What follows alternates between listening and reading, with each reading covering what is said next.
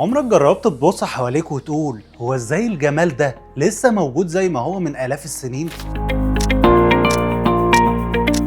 في قلب البحر الأحمر وادي الجمال، محمية طبيعية من أندر الأماكن اللي ممكن تزورها في مصر. المكان ده مش مجرد بحر وصحراء، ده نظام بيئي كامل من الشعاب المرجانية اللي ملهاش زي للغزلان اللي بتجري في الصحراء، وللطبيعة اللي هتحس إنها مشبعة بطاقة نقية. اللي يميز وادي الجمال إنك تقدر تعيش تجربة مختلفة، تغوص وتشوف ألوان الشعاب المرجانية والأسماك النادرة، تتمشى وسط الجبال وتشوف مناظر بانورامية للبحر الأحمر، تزور مواقع أثرية قديمة بتوريك إن المكان ده كان محطة تجارة زمان. بس الأجمل إن كل حاجة هنا ماشية بمفهوم السياحة المستدامة، يعني تستمتع وتنبسط وفي نفس الوقت تسيب الطبيعة زي ما لقيتها علشان اللي بعدك يلاقي نفس السحر. السؤال بقى هنا، هل هتكتفي تتفرج على صور وادي الجمال ولا هتروح تعيش التجربة بنفسك وتكون جزء من الحكاية؟